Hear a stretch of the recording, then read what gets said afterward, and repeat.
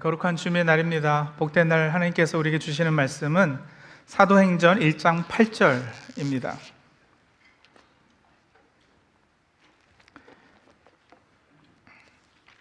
사도행전 1장 8절 말씀,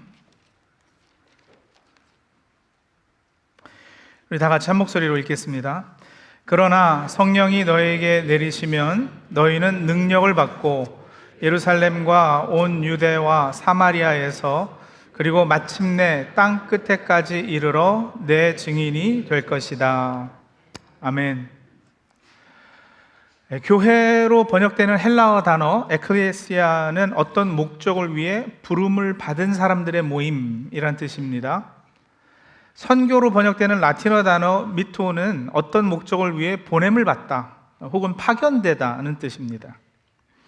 어떤 목적을 위해 하나님께서는 우리를 밖에서 불러서 안으로 들어오게 하시고 call in 하시고 또 어떤 목적을 위해 send out 밖으로 내보내시는 겁니다. 그런데 이 둘의 목적이 같습니다. 다시 말하면 교회의 존재 목적과 선교의 사명은 하나이고 같습니다. 과연 어떤 목적을 위해 부르심을 받아 안으로 들어와 교회로 존재하고 또 같은 목적을 위해 안에서 담장을 넘어 교회 밖으로 보냄을 받을까요? 무엇을 위해 하나님께서 우리를 부르시고 또 내보내시느냐고요. 우리를 향한, 세상을 향한 하나님의 궁극적인 목적, 사랑입니다. 하나님은 사랑이시라. 사랑이 하나님의 근본 속성이고요. 사랑이신 하나님께서 세상을 이처럼 사랑하사 독생자를 주셨으니이지 않습니까? 하나님께서 우리 한 명 한 명에게 가지시는 가장 궁극적인 목적은 바로 우리와 올바른 사랑의 관계를 맺으시는 것, 우리랑 사귀어서 친해지시는 거예요. 그것이 복음의 시작입니다. 사람들과 사랑하기 위해서 사람을 창조하시고 사람에게 자유의지를 허락하셨습니다. 자유의지가 주어지지 않으면 자발적인 사랑의 고백이 가능하지 않기에 그리하셨습니다. 그런데 그 자유의지로 우리 인간은 하나님을 거부하고 하나님으로부터 독립을 선언해서 스스로 관계를 끊었죠. 그것을 성경에서는 죄라고 합니다. 그리고 성경은 그 죄의 값이 뭐다? 사망이다 하셨어요. 하나님에게서 떨어져 살 수 없이 창조된 우리가 하나님과 단절되어 죄 아래 있게 되었기 때문에 죽음이 왕노릇하기 시작한 거죠. 아담 이후 모든 인간은 이 죄와 사망의 저주 아래 있게 되었습니다. 그러나 죄와 죽음의 노예로 살아가는 인류를 그냥 보고 계실 수 없는 하나님께서 친히 이 문제를 해결하시기 위해서 독생자 예수를 이 땅에 보내시고 모든 인류를 대신해서 십자가에 달리게 하셨습니다. 예수님은 성령으로 잉태되어 동정녀 마리아에게서 태어나셔서 사람이시나 죄가 없으십니다. 아담은 사람의 대표로 불순종하여 죄와 사망의 저주를 인간 모두에게 가져왔지만 죄 없이 나신 예수님은 마지막 아담으로 하나님의 뜻에 순종하여 십자가에서 우리를 대신하여 사망의 형벌을 받으심으로 우리 죄를 없애주셨습니다. 죄가 없어졌으니 죄의 형벌인 사망도, 죽음도 없어지는 거죠. 그래서 사흘 후 죽음을 이기시고 부활하신 거예요. 예수님의 십자가와 부활로 이제 예수님을 믿고 주로 고백하는 인간 모두는 하나님과 다시 관계가 회복되는 복과 생명을 얻되 풍성히 얻어 영생하게 된 겁니다. 여러분, 이게 좋은 소식이에요. Good news, 복음입니다. 이 좋은 소식을 듣고 믿는 사람들이 모여서 이 일을 이루신 하나님을 예배하는 곳이 교회이고요. 이 기쁜 소식을 듣고는 와, 이 좋은 것을 나만 알고 있을 수 있겠는가? 아무런 자격과 공로 없는 내가 이렇게 구원받았는데 혹시 하나님께서 저 사람도 부르지 않으셨을까? 하면서 가슴이 뜨거워지고 이 복음을 듣지 못하고 알지 못하는 사람들이 불쌍하고 안타까워서 밖으로 뛰쳐나가는 것이 전도이고 선교입니다. 선교는 그런 면에서 강요나 강제가 아니라 구원의 열매로 자연스럽게 맺어지고 솟아나는 열망입니다. 복음은 그렇게 우리를 세상으로부터 끄집어내어 교회로 모이게 했습니다. 은혜요, 축복입니다. 그리고 또한 복음은 이제 우리를 교회 담장을 넘어 세상으로 뛰쳐나가게 합니다. 자, 오늘로 담장을 넘어 설교 시리즈는 마치겠습니다. 하지만 담장을 넘는 일은 이제 시작입니다.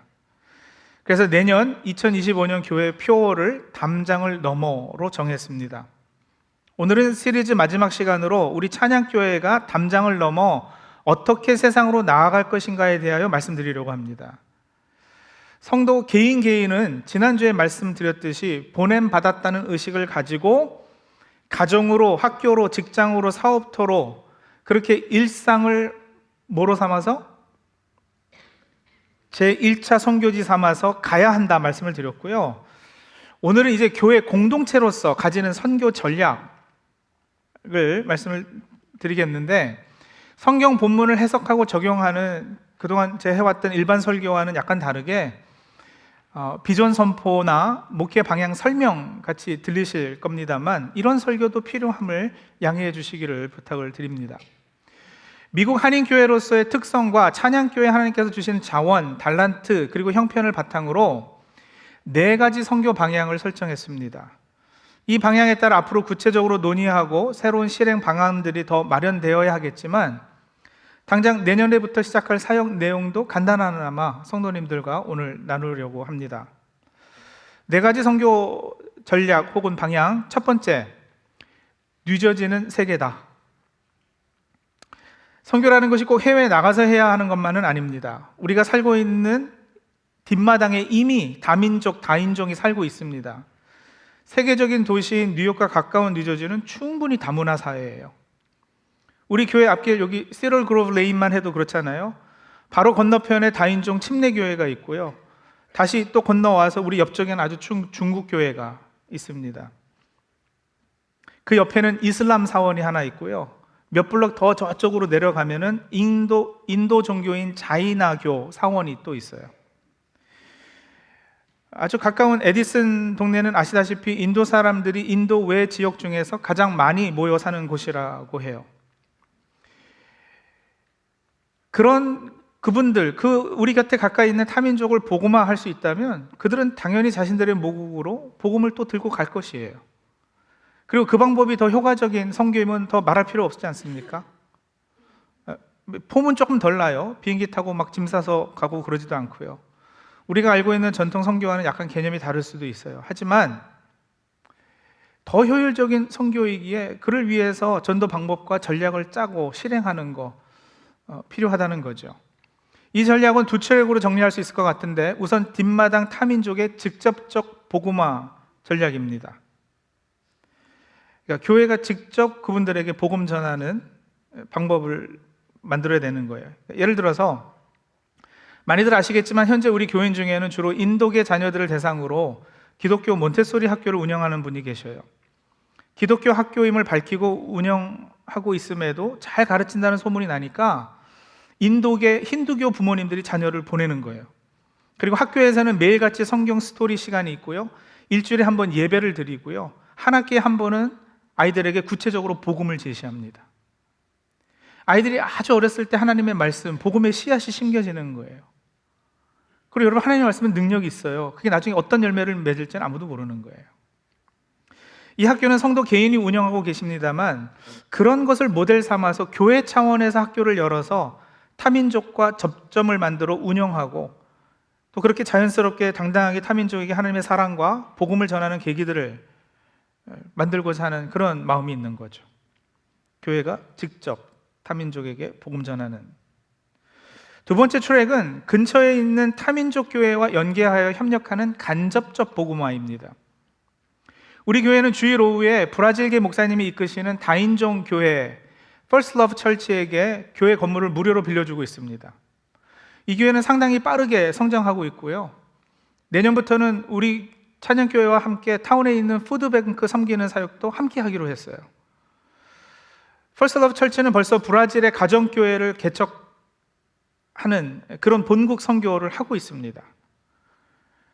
여러분 생각해 보세요. 우리가 만약에 누가 언어 훈련을 받고 또 문화 훈련 받고 선교사 훈련 받고 그러고 브라질로 선교를 가면 또 그 간 가정을 우리는 재정적으로 또 서포트도 해야지 되고, 그 시간과 재정과 그 에너지가 들어가는 것하고 브라질 교회가 직접 그 본국의 친척이나 친구나 가족에게 복음 전하는 것, 이게 어느 게 더 효율적이겠느냐고요.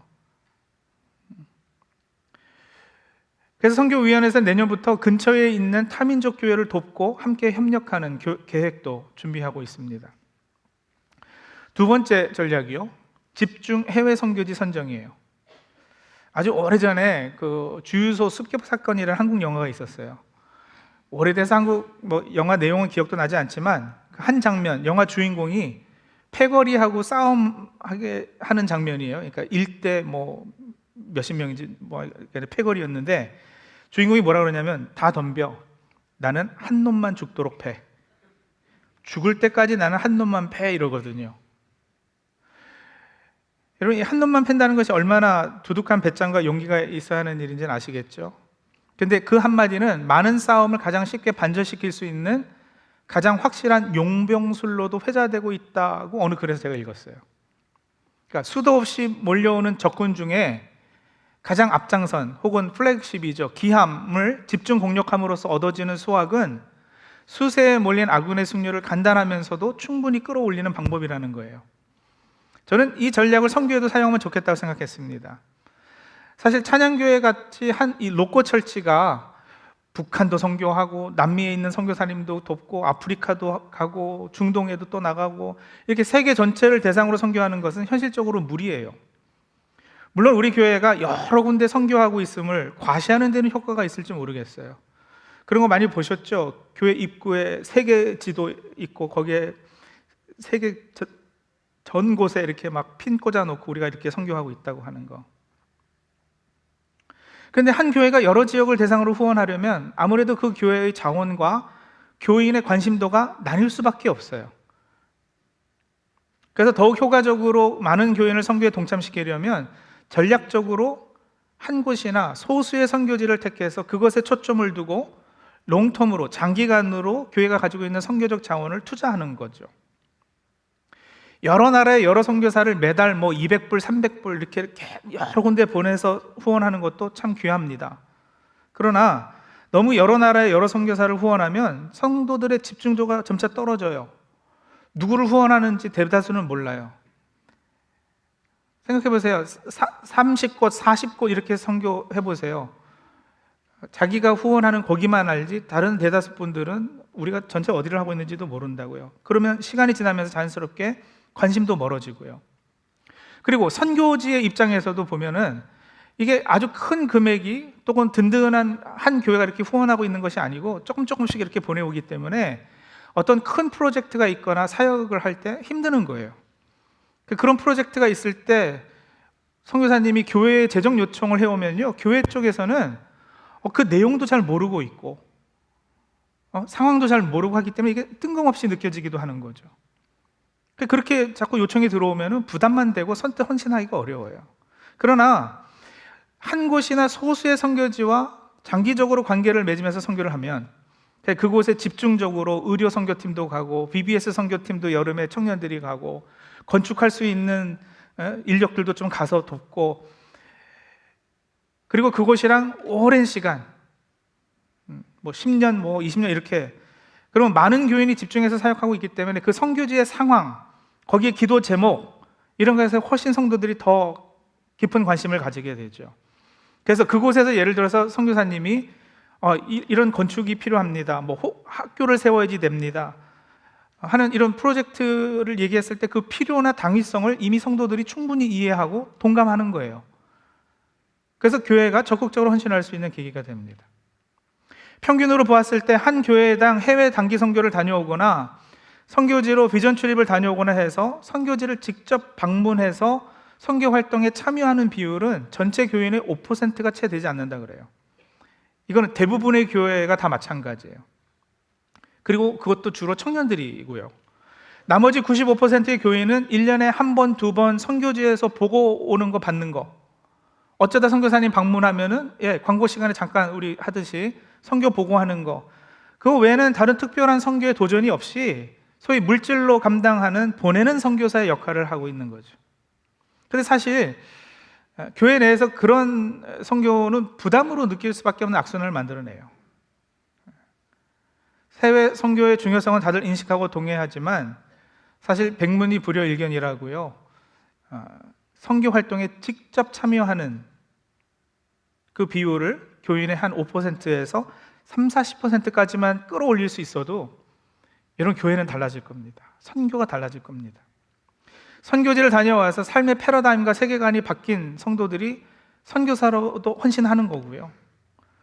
선교지로 그렇게 헌신하고 선교사가 되지 않더라도 일상에서 선교사적 사명을 감당하고 주님의 몸된 교회를 헌신적으로 섬기는 거 우리가 자주 목격하거든요. 그러니까 단기 선교는 웨이스트가 아니에요. 충분히 열매가 있고 유익해요.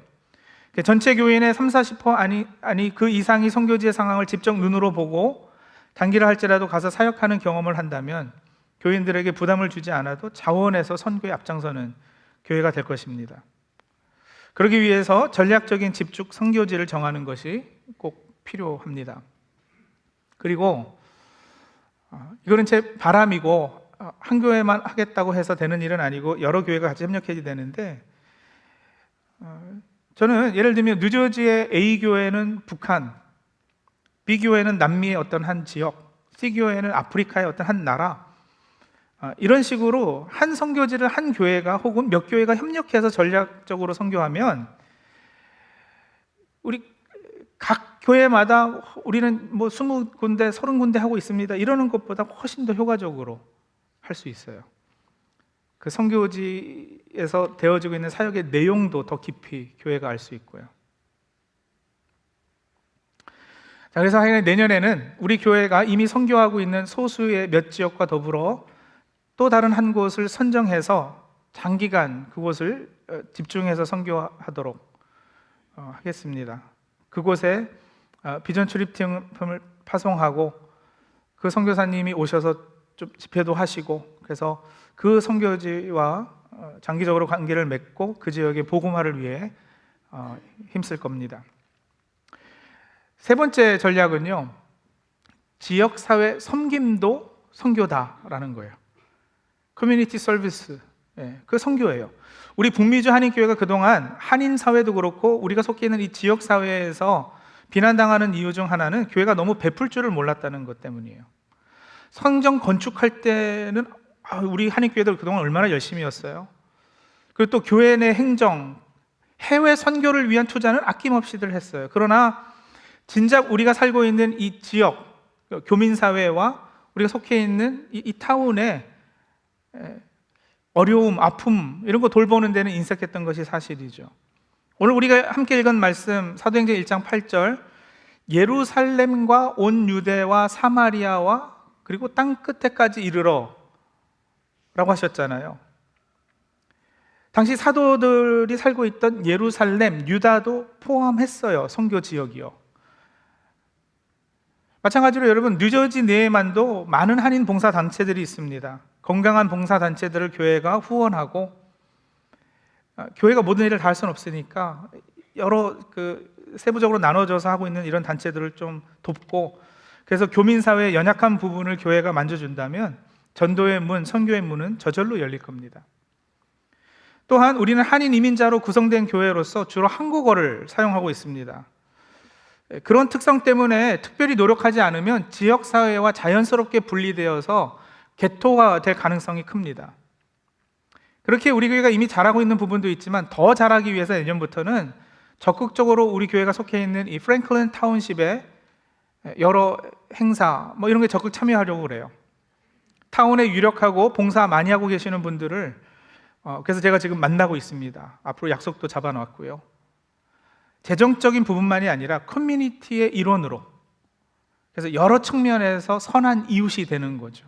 타운에 기쁜 일이 있으면 함께 웃고, 어렵고 힘든 일이 있으면 나서서 도우고, 특히 타운 내에 가난하고 어려운 이들을 위해서 숲키친이라든지 장학사역 이런 것도 계속 이어갈 거고요.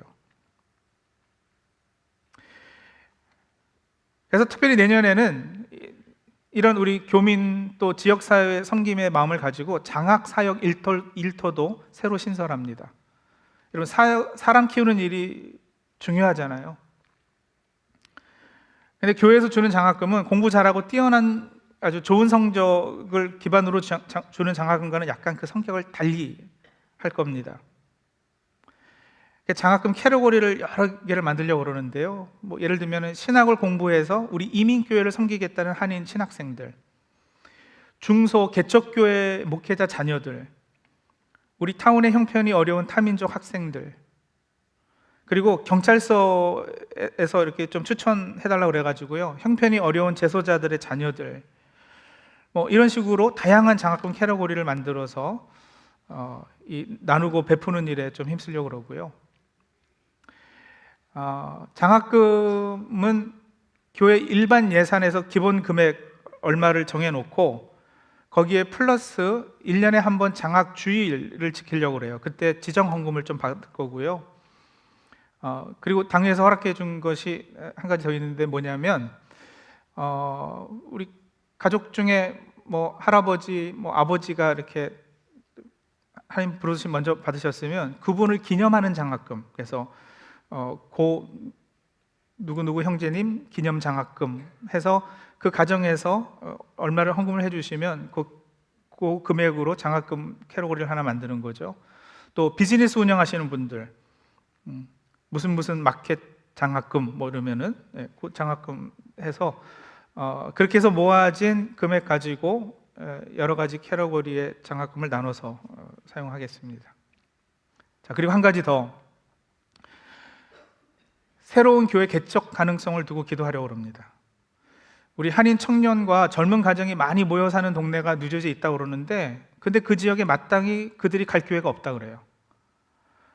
그곳에 찬양교회 캠퍼스 교회를 개척하면 어떻겠는가 하는 마음을 하나님께서 주셨습니다.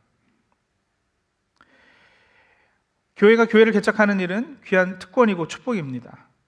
하나님께서 마음 주셔서 당의 장로님들과는 이미 마음을 나눴습니다만 아직은 하나님의 뜻을 살피는 단계이고요. 그래서 무엇보다 기도와 더불어서 그 지역 연구도 또 해야지 될 것이고요. 그런 하나님의 뜻을 확인하는 단계에서 성도님들에게 더 구체적으로 알리고 협력을 구하는 과정을 이렇게 가지겠습니다. 많이 관심 가지고 또 기도해 주시면 감사하겠습니다. 네 번째 전략이요, 선교 마인드 심기 위한 교육, 훈련. 이렇게 담장을 넘는 일을 위해서 우리 모두가 더 배우고 훈련 받아야 하는 것은 자명해요. 설교 초반부에 말씀드렸습니다만 선교는 강제로 해야만 하는 그 무엇이 아니에요. 복음이 십자가에 복되고 좋은 소식이 우리를 동기부여하고 우리 안에 자연스러운 선교 열망이 생기게 될 것이거든요. 내가 받은 은혜를 나누고 전하고자 함은 참으로 예수님을 따르는 사람에게는 필연적으로 나타나는 현상입니다. 그렇기에 교회로 우리가 모이고 행하는 모든 신앙 활동의 궁극적인 열매는 세상을 이처럼 사랑하신 하나님의 성품을 닮아 담장을 넘어 세상으로 향하게 될 것입니다. 사도행전 1장 8절 말씀에도 그러나 성령이 너에게 내리시면 이라고 했잖아요. 성령이 임하는 사람에게는 담장을 넘는 일이 그다지 무거운 짐이나 마지못해 감당해야 하는 일이 되지 않을 겁니다. 성령이 임하는 사람에게는 능력도 약속되었습니다. 성령이 너에게 내리시면 너희가 능력을 받겠다. 여기 능력이라는 헬라어 단어는 영어 다이내믹의 어원이 되는 단어예요. 생동감 있고 역동적이란 말이잖아요. 생명을 주고 힘차게 살아있게 움직이는 역사. 누군가의 생명과 풍성한 삶을 위하여, 바로 그 말이죠. 그리고 이 단어는 또 영어의 다이너마이트 어원이 되기도 해요. 그러니까 성령께서 주시는 능력은 다이너마이트 같이 폭발력을 가진다는 거예요. 근데 여러분, 다이너마이트가 필요한 곳에서 제대로 터져야 이게 유익한 거예요. 엉뚱한 곳에 터지면 큰일 나지 않겠어요? 선교에 아주 열심히 일하는 어떤 선교단체는 다이너마이트 같은 폭발력을 잘못 사용해서 하나님 나라의 유익이 아니라 큰 데미지를 주기도 합니다. 그렇기에 성령이 주시는 능력이 참으로 생명을 주고 살아 움직이는 폭발력을 가지려면 하나님의 뜻을 따라 잘 배우고 익히고 훈련 받아야 되는 거예요. 그래서 내년에도 우리 교회는 계속해서, 더 본격적으로 카이로스 코र्스 교육을 진행할 겁니다. 카이로스 코스는 참가자들이 선교하시는 하나님을 바로 알고 하나님의 선교에 맞는 세계관을 가지게 되고요, 선교적 삶을 살아가게 도와주는 교육 과정이에요. 이를 통해서 하나님의 교회가 적극적으로 하나님 선교에 동참하도록 일깨우고, 또 코칭과 멘토링을 통해서 하나님의 선교를 위한 일꾼들을 세워가는 선교 동원 운동이기도 합니다.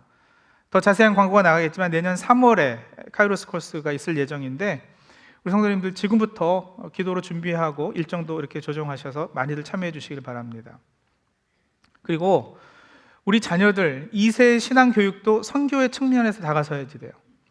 선교라는 것이 문화와 언어가 다른 그룹에게 복음을 전하는 것이라면, 문화와 언어가 우리 이민 1세대와는 상당히 다른 2세대의 신앙 교육은 사실 선교의 영역에 있는 거예요. 우리 북미주 한인교회는 2세 사역에 있어서 위기를 맞고 있다는 이야기 자주 들으셨죠. 찬양교회는 너무 잘하고 있어서 참 감사합니다만 그렇지 못한 교회가 꽤 많거든요. 주일학교에서 자란 대다수 학생들이 대학을 졸업할 때쯤 교회를 떠나는 통계는 벌써 20년이 뭐예요? 30년 가까이 이렇게 바뀌지 않고 있어요. 이제 한인교회들은 우리 2세들을 위한 사역이 이 선교라는 인식을 해야지 돼요. 한인교회에서 자란 한인 2세들은 정말 잘 준비된 예비 해외 선교사들이거든요. 제가 한국에 잠깐 나가서 청년부 사역할 때 선교사 지망하는 청년들이 있었는데, 이들이 영어 배워야죠, 문화 훈련 받아야죠, 선교사 시험도 봐야죠. 그렇게 훈련 받느라고 몇 년 지나다 보니까 상황도 바뀌고 마음도 바뀌고 해서 실제 선교사로 나가는 숫자는 적었어요. 근데 여러분, 우리 2세는요 이미 다문화권에서 자랐어요. 영어 되게 잘해요.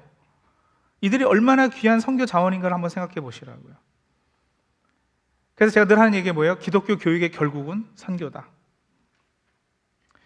근데 2세 신학생이 점점 줄고, 우리 2세가 신학교 가고 목회자 되는 그 헌신하는 게 점점 줄어들고 있어서 안타까움과 위기의식이 있어요. 우리 교육부에 이제 신학생 전도사님으로 구하는 거는요 하늘의 별따기예요. 그래서 성도님들이 우리 교육부 사역에 더 많이 관심 가지고 협력해 주셔야 되는 거예요. 교사로도 봉사해 주시고요. 그렇기 때문에 저는 오래전에 G2G 코디아 기독교 교육 연구소를 설립했어요. 그래서 미약 하나마 우리 2세를 위해서 청소년 커리큘럼을 출판했고요. 작년에 파일럿으로 기독교 교육사 코र्स를 시작한 거예요. 중소교회에서는 전도사를 아예 못 구하기 때문에 이미 그래도 섬기고 있는 주일학교 교사나 교육부 부장 집사님이나 이렇게 교육에 관심 가지고 헌신하시고자 하는 분들을 대상으로 신학 교육을 해드리는 거예요. 3학기제로 운영하는데 신학, 성경, 기독교 교육 10주씩 한 세메스터에 매주 토요일 3시간 줌으로 신학 교육을 합니다. 그리고 실제 미국 신학교에서 가르치시는 교수님들이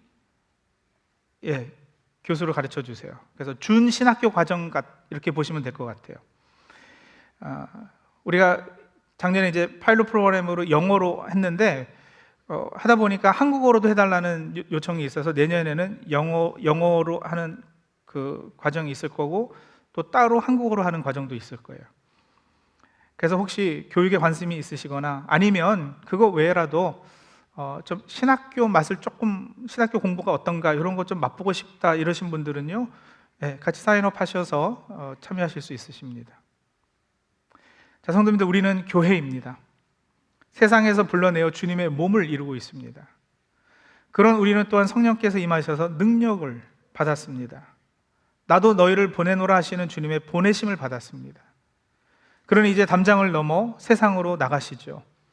예수님의 증인으로서 그분이 누구신지, 어떤 분이신지를 세상에 알리는 기쁨을 누리시는 저 우리 성도님들이 다 되시기를 바랍니다. 기도하겠습니다.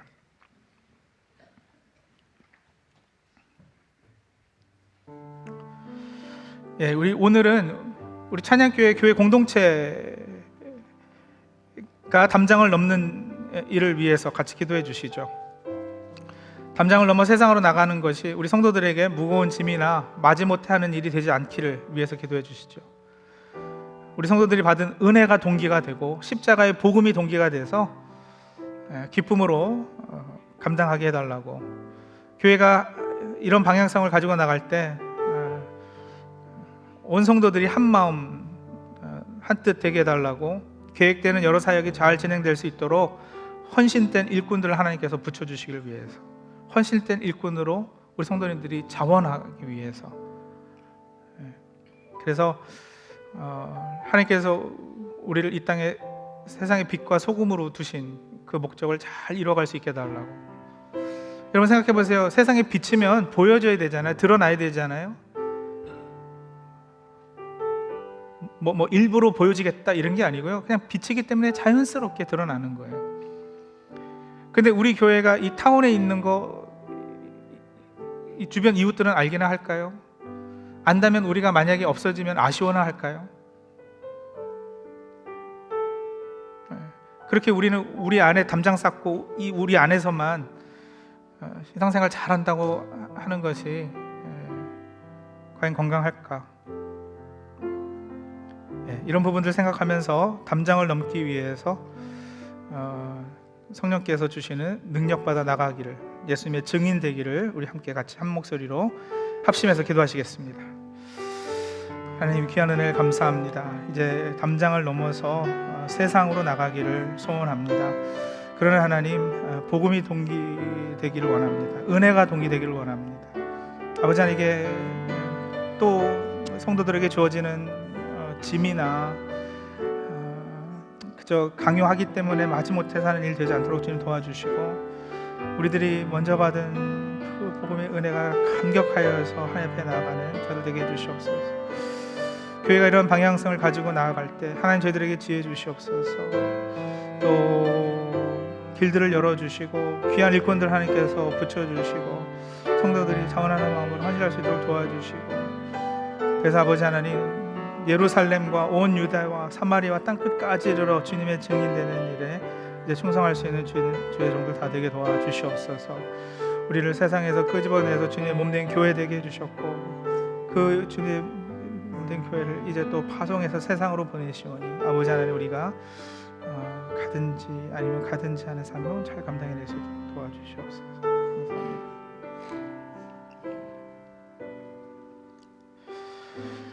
하나님, 우리를 불러주셔서 주님의 몸된 교회를 이루게 하시고, 이제 저희들이 받은 은혜를 곰곰이 생각해 볼 때 우리 안에 복음을 전하고자 하는 열정, 선교의 열망을 허락하시니 감사합니다. 나도 너희를 보내노라 하시면서 주님께서 우리를 세상으로 보내고 계시니, 이제 담장 안에서 편하게 안전하게 지내는 것이 아니라 담장을 넘어 세상으로 나가 예수님의 증인으로서 예수님이 어떤 분이신지를 세상에 알리는, 그렇게 자연스럽게 드러나는 빛처럼 또 자연스럽게 세상과 어울리는 소금 되는 저희들 다 될 수 있도록 주님 도와주시옵소서. 내년 한 해 이런 목적을 가지고 담장을 넘어 저희 교회가 향하기를 원하오니 성령님 저희를 이끌어 주시옵소서. 예수님의 이름으로 기도합니다. 아멘.